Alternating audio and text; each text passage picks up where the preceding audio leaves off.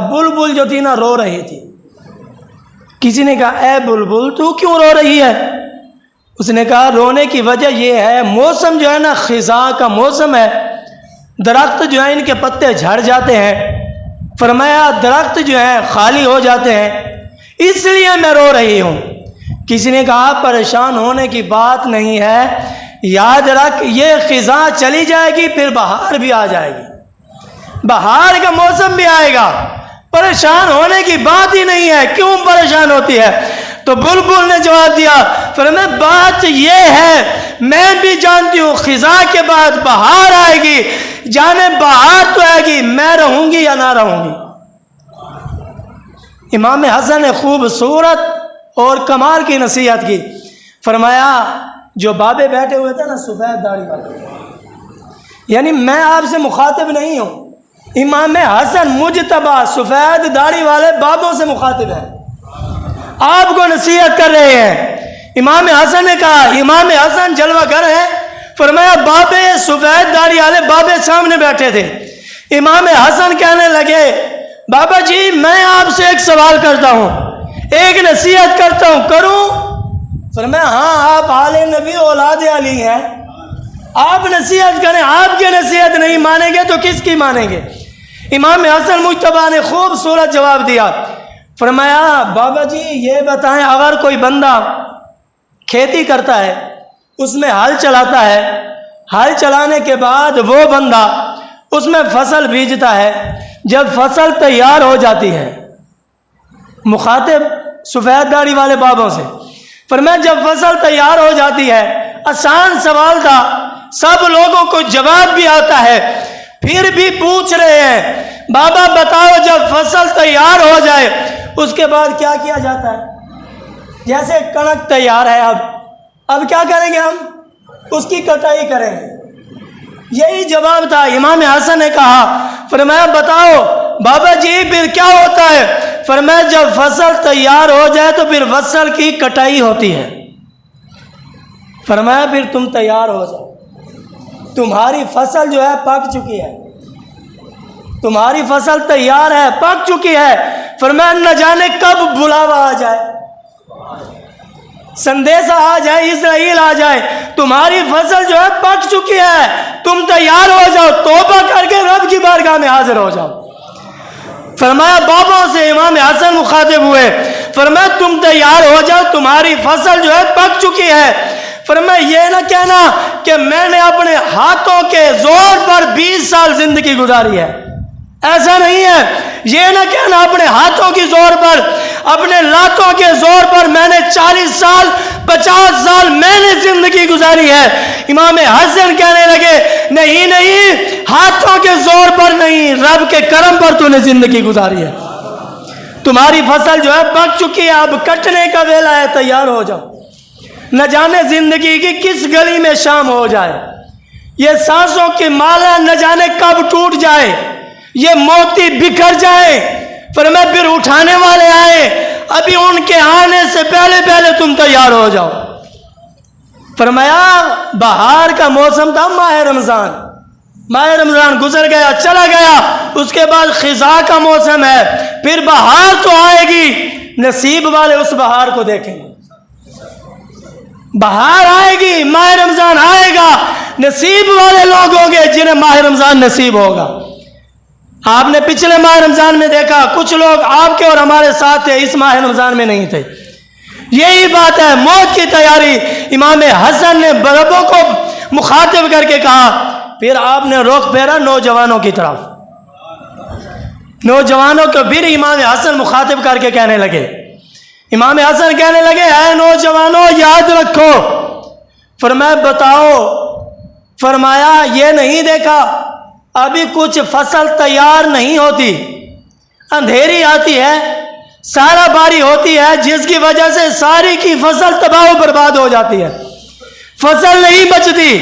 فرمایا یاد رکھنا تم نے 6 مہینے کے لال کو بھی دنیا سے جاتے ہوئے دیکھا ہے، 20 سال کے نوجوان کو بھی دنیا سے جاتے ہوئے دیکھا ہے. جس کی عمر 40 سال ہو گئی اسے بھی دنیا سے جاتے ہوئے دیکھا ہے. یہ گمان نہ کرنا ہم بوڑھے ہوں گے تو موت آئے گی. فرمایا نانا موت تو جوانی میں بھی آ سکتی ہے, موت کی تیاری میں رہنا. فرمایا اس رب کو راضی کر لو موت آنے سے پہلے پہلے. فرمایا اس زندگی کو غنیمت جانو موت آنے سے پہلے. فرمایا اس صحت کو غنیمت جانو بیماری آنے سے پہلے. جب بیماری آتی ہے, بابا بزرگ ہوتا ہے, کہتا ہے بیٹا بہت ساری دوائیں استعمال کرتا ہوں شفا نہیں ملتی. کہتے ہیں اب تو پچھلا پیر ہے. فرمایا گولیوں کے ساتھ زندگی گزارنی پڑتی ہے, سکون نہیں ملتا, کبھی یہاں سے درد ہوتی ہے کبھی وہاں سے درد ہوتی ہے. فرمایا درد ختم نہیں ہوتی. یہ درد لے کر بابا دنیا سے چلا جاتا ہے, درد ختم نہیں ہوتا. اور صرف یہ جسم کا درد نہیں ہوتا, کبھی ان بابوں کے پاس بیٹھ کر پوچھو نا, کبھی ان کا حال سنو, کبھی اولاد کا درد ہوتا ہے تو کبھی رشتہ دار کا درد ہوتا ہے, کبھی بھائی کا درد ہوتا ہے تو کبھی بہن کا درد ہوتا ہے, کبھی کہیں سے درد ملتا ہے کبھی کہیں سے درد ملتا ہے. جب ان کا بڑھیپا آتا ہے تو ان کی پریشانیاں تکلیفیں مصیبتوں میں اضافہ ہو جاتا ہے. پھر یہ رات کو ان کو نیند نہیں آتی. نوجوان پوچھتے بابا ساری رات تو کھانستا رہتا ہے سوتا نہیں ہے. کبھی یہ پوچھا بابا نیند کیوں نہیں آتی, کیا بابا نے محنت نہیں کی تھی تمہارے لیے؟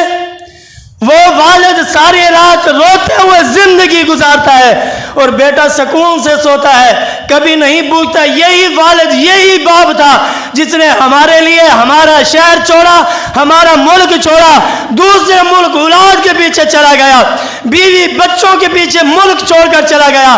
جب فون کرتا ہے کہتا ہے میں گھر آنا چاہتا ہوں, اب جو میرے جسم ہے میرا ساتھ نہیں دیتا, میں بیمار رہتا ہوں.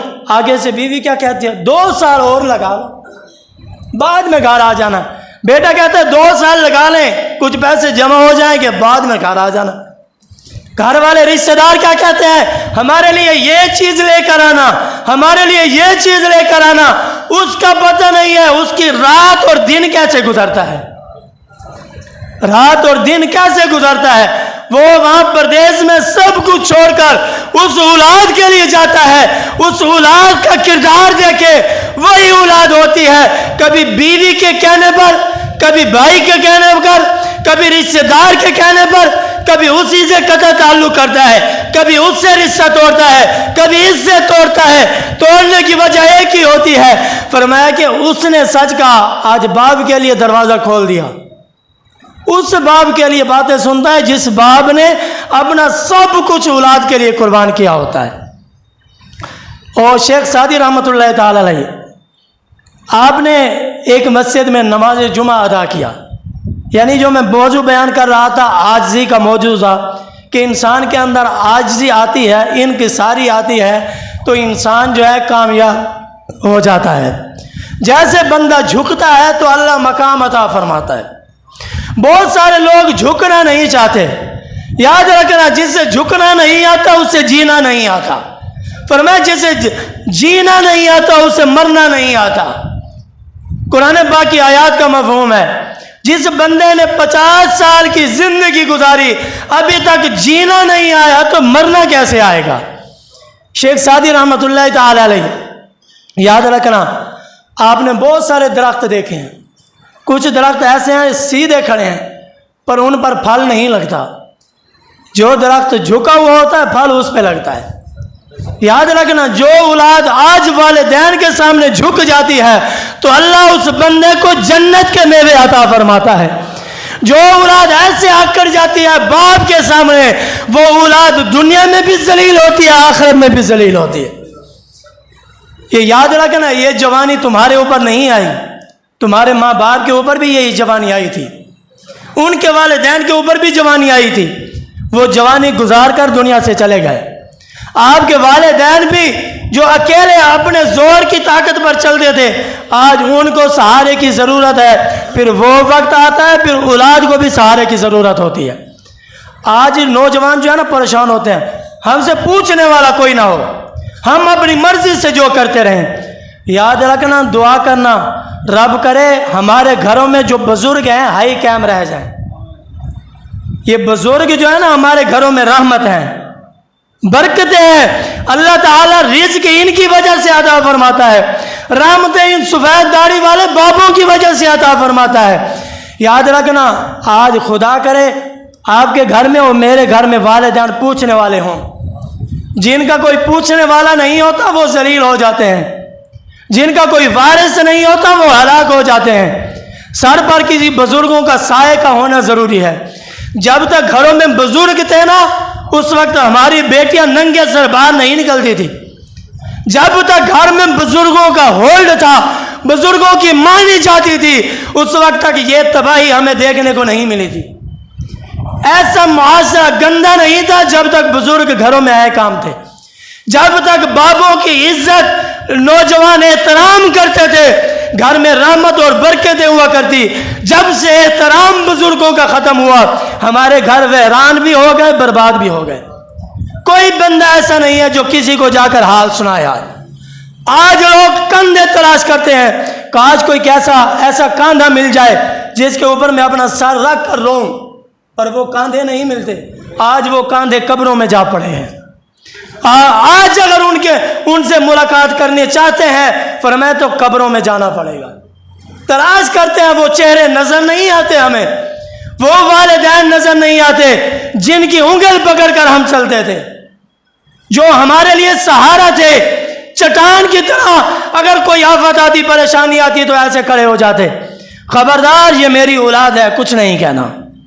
کبھی اولاد بھی کھڑی ہوئی ہے، کبھی سوچا ہے باپ نے تو اولاد کی ہر پسند کا خیال رکھا ہے، کبھی اولاد نے والدین کی پسند کا خیال رکھا ہے؟ میرے باپ کو یہ شے پسند ہے، عید آئی ہے، میں اپنے باپ کو لے جاؤں۔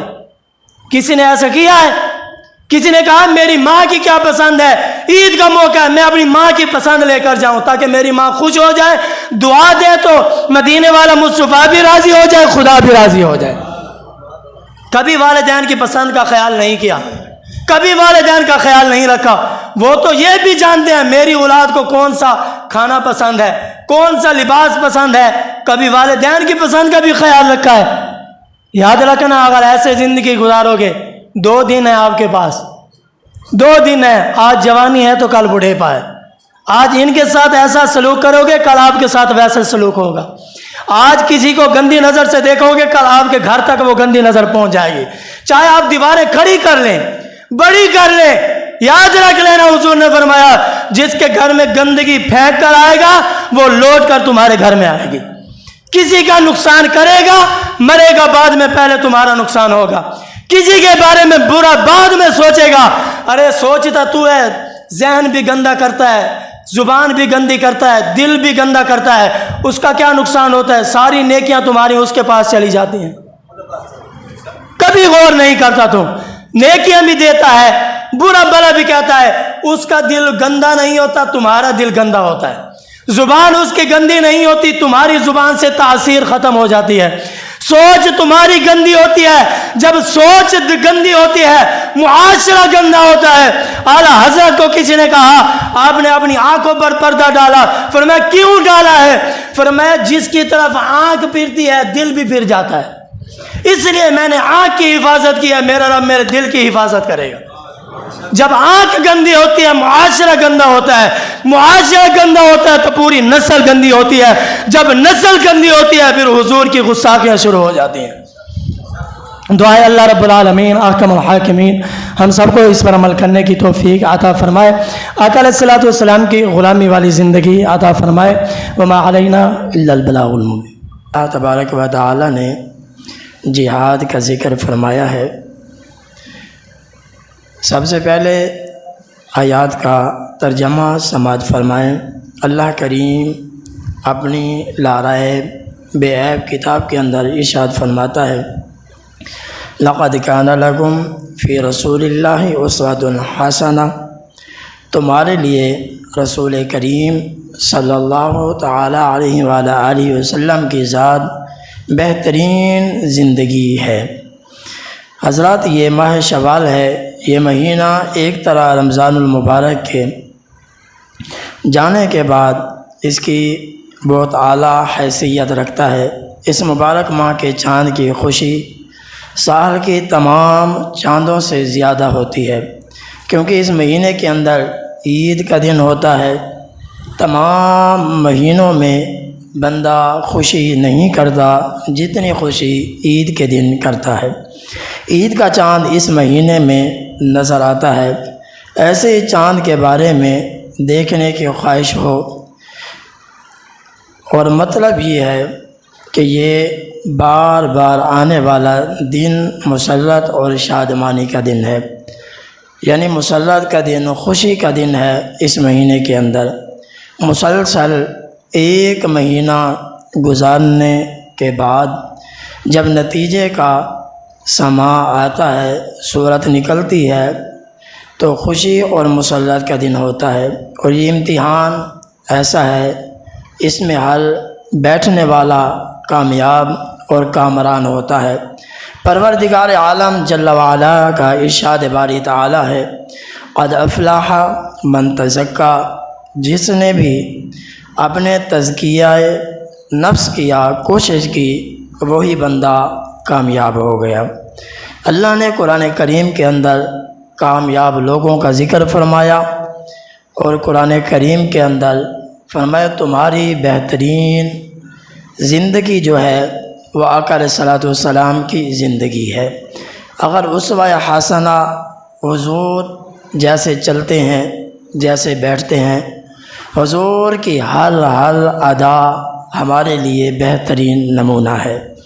جب ہم حضور کی ہر ادا کو اپنائیں گے تو اللہ تبارک و تعالیٰ کو پسند آ جائیں گے، کیونکہ رب اس بندے کو پسند کرتا ہے جس کی پسند میں محبوب کی پسند ہو۔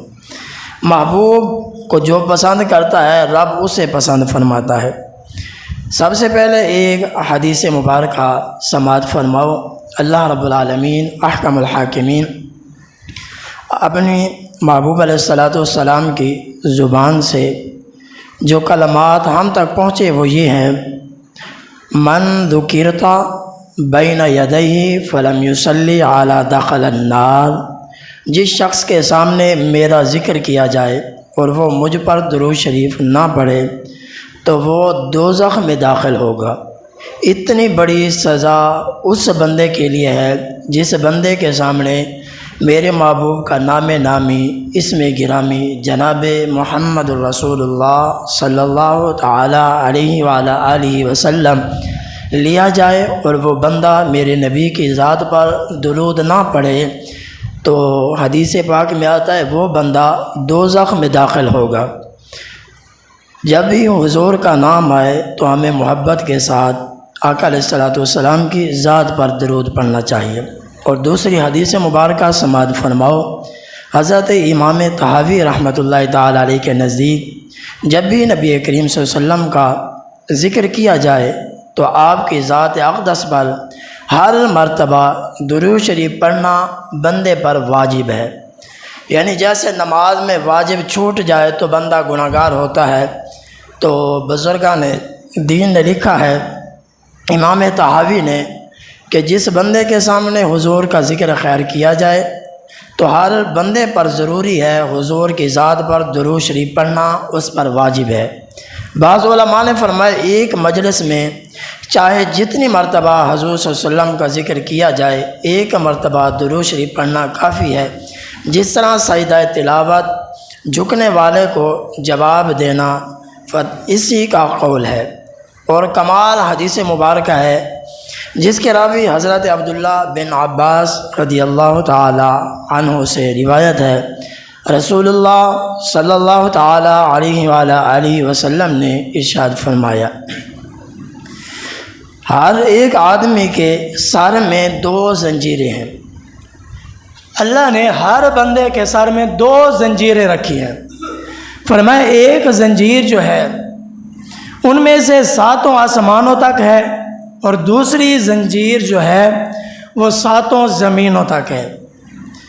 آگے ارشاد فرمایا جب ایک شخص عاجزی کرتا ہے، انکساری کرتا ہے، اپنے رب کی بارگاہ میں جھکتا ہے، جیسے وہ جھکتا ہے اللہ تعالیٰ اس زنجیر کے ذریعے جو 7 آسمانوں تک ہے اس کو بلند اور بالا فرماتا ہے۔ بندہ جھکتا ہے اللہ اس کا شان جو ہے بلند فرماتا ہے۔ رب فرماتا ہے اس زنجیر کے ذریعے تیری شان جو ہے اللہ تبارک و تعالی بلند فرما رہا ہے، بلند کر دیتا ہے۔ جب بندہ ایک آدمی تکبر کرتا ہے تو اللہ تعالیٰ اس بندے کی جو زنجیر ہے، زنجیر کے ذریعے ساتوں زمینوں تک اسے پست کر دیتا ہے۔ یعنی رب تعالیٰ اس بندے سے ناراض ہوتا ہے جو تکبر کرتا ہے۔ جیسے وہ تکبر کرتا ہے اب وہ اوپر نہیں جاتا بلکہ اللہ تعالیٰ زمین کی طرف اسے پست کر دیتا ہے، جھکا دیتا ہے، زمین میں ملا دیتا ہے۔ فرمایا اگر تو چاہتا ہے میرا رب تجھے مقام عطا فرمائے، فرمایا پھر آپ عاجزی کریں گے تو عاجزی کے ساتھ اللہ آپ کی شان بلند و بالا فرما دے گا۔ حضرت ابو ہریرہ سے روایت ہے، نبی کریم رؤوف الرحیم صلی اللہ تعالی علیہ وآلہ وسلم نے ارشاد فرمایا، اللہ تعالیٰ کا فرمان ہے، فرمایا کبریا میری چادر ہے، عظمت میرا راز ہے۔ جس شخص نے ان دونوں کو حاصل کرنے کا ارادہ کیا تو میں اس کو دوزخ میں پھینک دوں گا، اور جو مجھے کسی کی پرواہ نہیں ہے۔ ابن ماجہ کے اندر حدیث پاک موجود ہے، رب نے فرمایا یہ دو چیزیں جو ہیں صرف رب کو ہی زیب دیتی ہیں، بندے کو نہیں دیتی۔ جب بندہ یہ دو کام کرتا ہے تو وہ بندہ ذلیل اور رسوا ہو جاتا ہے۔ تیسری حدیث مبارکہ آگے آقا علیہ الصلوۃ والسلام نے ارشاد فرمایا، حضرت شعیب رضی اللہ تعالیٰ عنہ اپنے والد اور وہ ان کے دادا سے روایت کرتے ہیں، رسول اللہ صلی اللہ علیہ وسلم نے ارشاد فرمایا، تکبر کرنے والے کو قیامت کے دن مردوں کی صورت میں چونٹیوں کی طرح اٹھایا جائے گا۔ یعنی جتنا بندہ ہے، جتنا بڑا ہے، رب اس کو قبیلی کی مانند بنا دے گا، اتنا چھوٹا کرے گا اس بندے کو جو بندہ تکبر کرنے والا ہے۔ فرمایا چاہے ہر طرف سے ان کو ذلت اور رسوائی کے گھیرے کی جہنم میں نام وادی، اس وادی کا ذکر فرمایا، فرمایا اس وادی کے اندر جو جہنم کے اندر ہے اس بندے کو اس جہنم کی وادی کے اندر پھینک دیا جائے گا، کیونکہ یہ اتنا بڑا کام کر رہا ہے جو کام رب کو پسند ہے، جو رب کی کبریائی ہے، رب کی چادر ہے۔ اگر بندہ پکڑتا ہے تو وہ بندہ ذلیل اور رسوا ہو جاتا ہے۔ اللہ تبارک و تعالی ہم سب کو تکبر کرنے سے محفوظ فرمائے۔ اور دوسری قرآن کریم کی آیات سماعت فرمائے۔ رب تعالی نے فرمایا قاتلوہم یعذبہم اللہ بأیدیکم۔ اس آیات کے اندر واضح طور پر ذکر فرمایا تم نے کن لوگوں سے لڑنا ہے، کن لوگوں کے ساتھ کب تک لڑائی کرنی ہے۔ یہ قرآن ہے رب کا، واضح طور پر ذکر فرمایا قاتلوہم، یا اللہ کن لوگوں کا ذکر فرمایا۔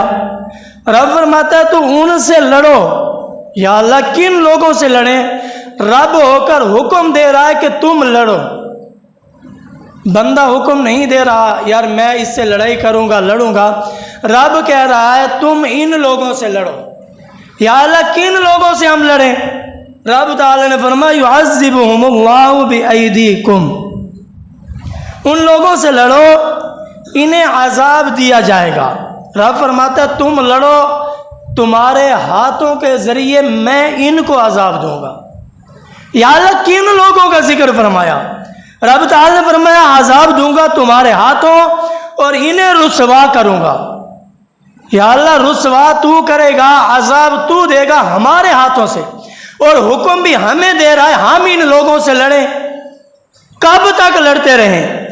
پھر آگے واضح طور پر ذکر فرمایا وَيُخْزِهِمْ وَيَنْصُرُكُمْ عَلَيْهِمْ، رب فرماتا ہے میں تمہاری مدد کروں گا۔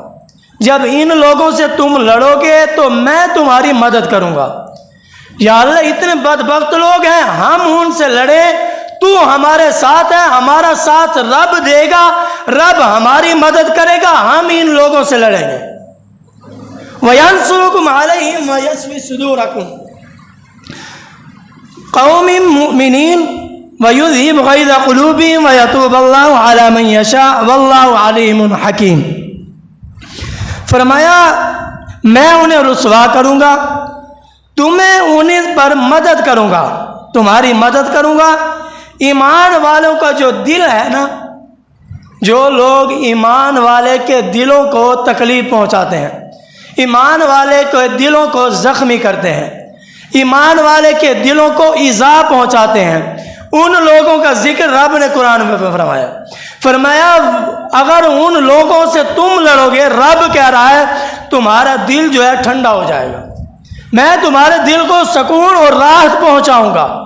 اگر تم ان لوگوں سے لڑو گے میں تمہاری مدد بھی کروں گا، تمہارا جی بھی ٹھنڈا ہوگا، تمہارے دل کو اطمینان اور سکون بھی ملے گا، تمہاری مدد بھی کروں گا، تمہارے ہاتھوں سے ان لوگوں کو عذاب بھی دوں گا، رب تعالی نے فرمایا۔ اور ان کے دلوں کی گٹھن، فرمایا تمہارے دل تو ٹھنڈے ہوں گے، ان کے کلیجوں کو آگ لگے گی، ان کے دلوں پر عذاب آئے گا، فرمایا ان کے دلوں کو تکلیف پہنچے گی، تم ان سے لڑو۔ آگے ارشاد فرمایا اللہ جس کو چاہے اس کی توبہ قبول فرمائے، اور اللہ علم والا حکمت والا ہے۔ یعنی قرآن کریم کی آیات کے اندر واضح طور پر ذکر فرمایا ان لوگوں سے لڑو، اور واضح فرما دیا جن لوگوں کا رب نے ذکر فرمایا، فرمایا جو لوگ میرے صحابہ کے بارے میں غلط نظریہ رکھتے ہیں، میرے صحابہ کے بارے میں برا بھلا کہتے ہیں، ان لوگوں سے، اور دوسرے وہ لوگ جو نبی کریم رؤوف الرحیم صلی اللہ تعالی علیہ وآلہ وسلم کے بارے میں گستاخیاں کرتے ہیں، تیسرے وہ لوگ جو قرآن کریم کی بے ادبی کرتے ہیں، فرمایا ان لوگوں کا ذکر فرمایا، فرمایا ان لوگوں سے لڑو جو اللہ کی حدوں کو توڑنے والے ہیں، جو رسول اللہ صلی اللہ علیہ وسلم کی نافرمانی کرنے والے ہیں، حضور کی اطاعت چھوڑ کر شیطان کی اطاعت اور فرما برداری کرنے والے ہیں، ان لوگوں سے لڑو، رب فرماتا ہے میں تمہاری مدد کروں۔ یعنی رب ان لوگوں کی مدد کرتا ہے جو حق کے راہ پر چلتے ہیں یا حق پر لڑتے ہیں، فرمایا ان لوگوں کی رب مدد فرماتا ہے۔ اور بہت ہی خوبصورت اس مہینے کے حوالے سے فضیلت پر ایک حدیث مبارکہ ہے، مدینہ کے تاجدار نے فرمایا جو میرا امتی اس مہینے کے اندر 6 روزے رکھتا ہے، کتنے 6 روزے رکھتا ہے، اللہ تبارک و تعالی اس بندے کو پورے سال کے روزے رکھنے کا ثواب عطا فرماتا ہے۔ روزے آپ نے 6 رکھنے ہیں، اللہ آپ کو 12 مہینے کے روزوں کا ثواب عطا فرمائے گا۔ فرمایا جو شوال کے مہینے میں 6 روزے رکھے گا۔ دوسری روایت میں آتا ہے، شارحین نے لکھا ہے بلکہ اللہ تبارک و تعالی اس بندے کو پوری زندگی روزے رکھنے کا ثواب عطا فرمائے گا۔ اس مہینے کے اندر جو بندہ 6 روزے رکھتا ہے، اور مدینہ کے تاجدار فرماتے ہیں جو بندہ جمعے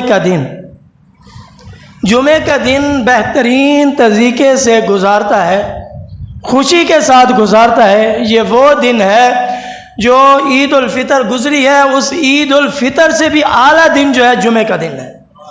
عید الاضحیٰ سے بڑا دن جو ہے وہ جمعے کا دن ہے، عید الفطر سے بڑا دن بھی جمعے کا دن ہے۔ حضور فرماتے ہیں جس بندے نے جمعے کے دن کو بہترین خوبصورت عبادت کے ساتھ گزارا، اللہ تبارک و تعالیٰ کے محبوب فرماتے ہیں پورا ہفتہ سکون کے ساتھ گزر جاتا ہے، پورا ہفتہ اس کا جو ہے گویا ایسے سمجھیں کہ اس نے عبادت میں گزارا ہے، جس نے جمعے کے دن کی قدر کی۔ پھر آقا علیہ الصلوۃ والسلام نے فرمایا جس بندے نے پورے ماہ رمضان کو اچھے طریقے سے گزارا، عبادت کی، گویا اس نے پورا سال اس بندے کا سکون اور اطمینان کے ساتھ گزرتا ہے۔ جو ماہ رمضان گزارتا ہے اللہ پورے مہینے کی نہیں پورے سال کی برکتیں رحمتیں اسے عطا فرما دیتا ہے۔ مہینہ تو ایک ہے، اللہ 12 مہینوں کا تذکرہ کر رہا ہے۔ حضور فرماتے ہیں اللہ تبارک و تعالی اس بندے کے 12 مہینے جو ہے اطمینان اور سکون کے ساتھ گزارے گا۔ آؤ ایک خوبصورت نصیحت جو نصیحت کرنے والے امام حسن مجتبی رضی اللہ تعالی عنہ. بہت سارے لوگ امام حسین کا ذکر خیر کرتے ہیں، امام حسن کا جو ذکر خیر ہے کم لوگ کرتے ہیں، زیادہ نہیں کرتے، کیونکہ وہ جانتے ہیں امام حسن وہ ہستی ہے. فرمایا امام حسن نے حضرت امیر معاویہ سے صلح کی تھی، امام حسین نے یزید کے ساتھ جنگ کی تھی. اور جو اہل سنت ہیں ان کا عقیدہ ہے جن کے ساتھ امام حسن کی صلح ہے ہماری بھی ان کے ساتھ صلح ہے، جن کے ساتھ امام حسین کی جنگ تھی ان کے ساتھ ہماری بھی جنگ ہے، جن کے ساتھ امام حسین نے جنگ کی اہل سنت اسی سے صلح نہیں کر سکتا، جس سے امام حسن نے صلح کی اس سے کبھی جنگ نہیں کر سکتا. حضرت امیر معاویہ وہ ہستی ہے، فرمایا جن کے ساتھ امام حسن نے صلح کی آپ نے انہیں خلافت عطا فرمائی، یعنی آپ نے لڑائی کو ختم کیا، آپ نے صلح کی، یعنی امام حسن نے اس بندے کا انتخاب کیا. فرمایا جو حضور کا بھی محبوب ہے امام حسن کا بھی محبوب ہے. فرمایا آپ نے کہا، شارحین لکھتے ہیں بہت خوبصورت سمجھانے کے لیے، فرماتے ہیں کسی نے بلبل کو